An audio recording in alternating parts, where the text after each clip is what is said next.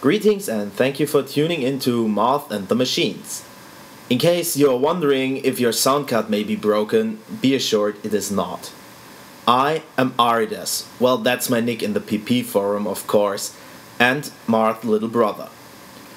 We switched places for today's episode because he was the bystander while I was at the table. This 9th episode brings you a mosh pit clash between my signal forces and the scorn Marth had to tackle last episode, featuring the gunslinging murder of His Royal Majesty Lieutenant Alistair Caine versus Miramotun, wrong game, Archdomina Makeda. Before we start, be warned that I'm trying to remember a game I fought a month ago, with a couple of other games fought in the meantime, including another game against the opponent I fought for this report. Well, enough talk for now, it's time for a beatdown. Yeah, you might think, wait, that's their deployment? And of course, it is not. Actually, it's the end of my first turn, but as a result, nothing was killed, so it's equally useful. Oh, and that the dice circle centered around the red stone is, of course, our mosh pit. In the blue corner, from the Jewel of the Iron Kingdoms with roughly 500 points and one nasty warcaster, Signar! Bringing Professor Dr. Ph. Buttkick Victor Pendrake, Thorn, Arcane Tempest Gun Mages with the Dude, a full unit of Precursor Knights with unit attachment, Lieutenant Caine, Rupert Corvolo, and Gorman Matt Alchemist Devolve.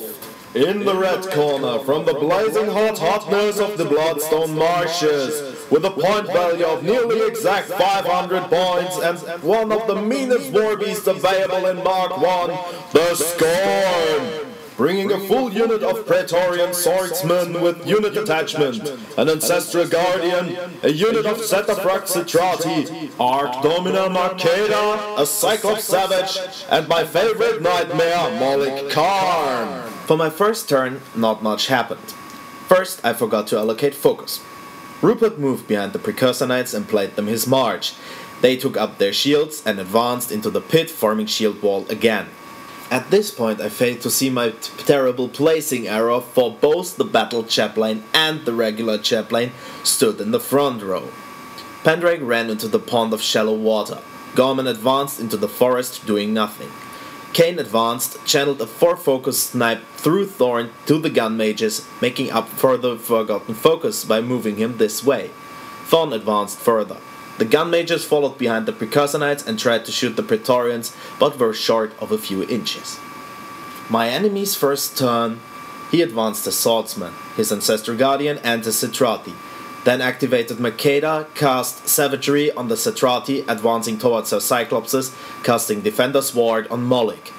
Then the Savage and Moloch were forced to run into the pit and given names for additional fury next turn. First, I upkept Snipe. This time I didn't allocate focus to Thorn willingly because I needed him to soften up those Citrati, and for this he was bound to stay in my control zone. First I let the Precursors rotate and enter Shield Guard again, still doing nothing about the wrong positioned chaplains. Then I let Pendrake run behind them in preparation of the Precursor Alpha Strike I had planned against Moloch and the Savage Buddy. Rupert moved up behind the Precursor Knights and played the Hero's Call to reduce the casualties of the inevitable charge from the Cyclopses, or so I hoped. Caine moved into the pond of shallow water, cast Deadeye on the Arcane Tempest, and shot a Praetorian Swordsman himself, finding himself to be short to pull another one. Then the Arcane Tempest Gunmage advanced, covering those missing inches in the breeze and emptying their guns in the direction their force commander showed them, taking down 4 additional swordsmen. As expected, Moloch charged and plowed through my Precursor Knights with additional attacks, but took only 2 down due to Hero's Call, but one of them was my Battle Chaplain. His Savage Buddy ran up to engage Gorman, then Makeda activated, moved towards the hill, and cast Carnage and feat it. The Citrati then ran up the hill, took stabs at the Precursor Knight, but only managed to take out the Chaplain, which served me right for putting him in the front lines. The Swordman ran up, but got no target to attack, so the Ancestral Guardian moved up behind them, burning one of his soul tokens to keep up with their speed. Looking at this picture makes my stomach ache. I let go of Snipe so I would be at my full focus this turn. I decided that this would be my feet turn and I hoped for a lot of casualties, but first I wanted to settle things with Molik.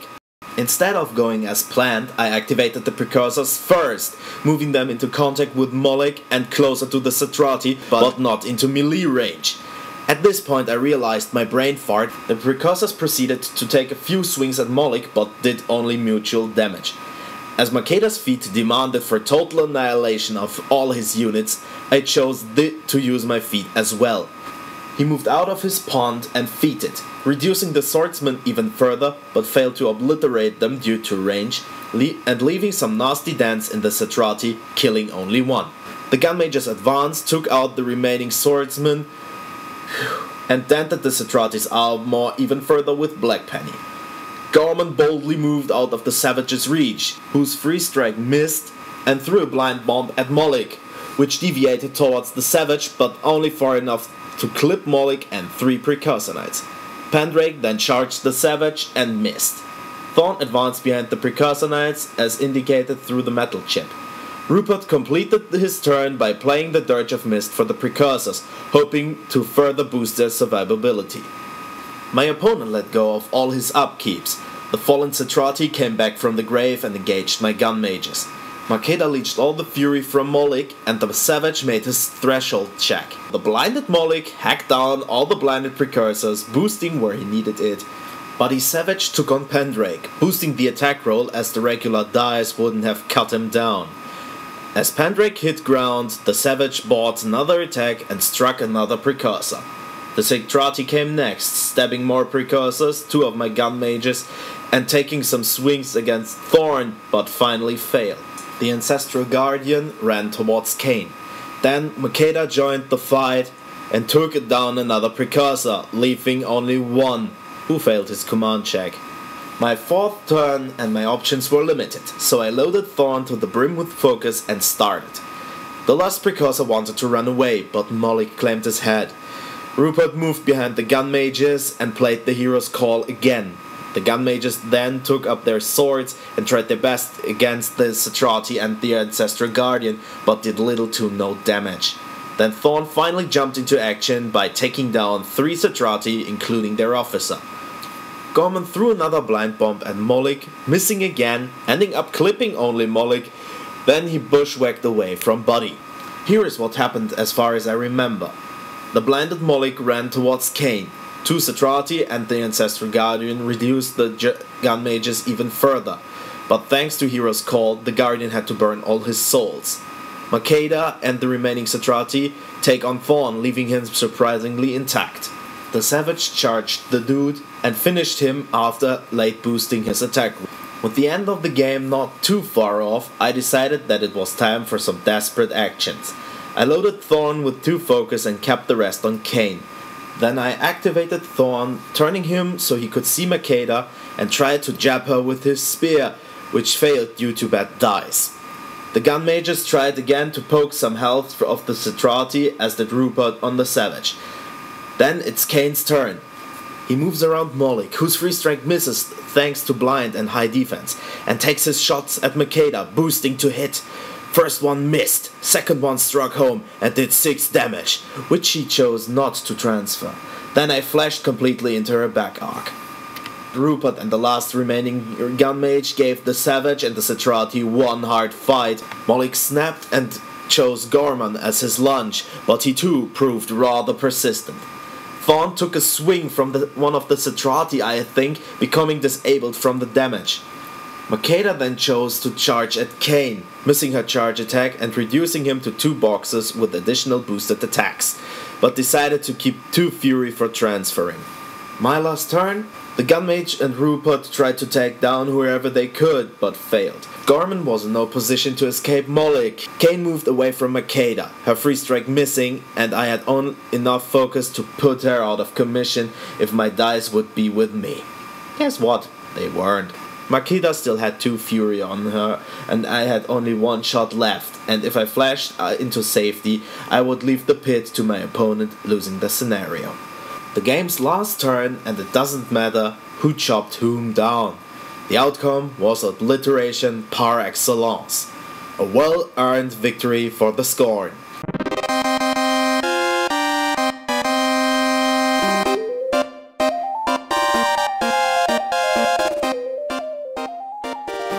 There's not much to say beyond what I already said. What I learned from this disaster ever proved to be useful. For next issue, Marth was mumbling something about being sorry for being such a lamer. We'll see what he means by this. Until then, farewell.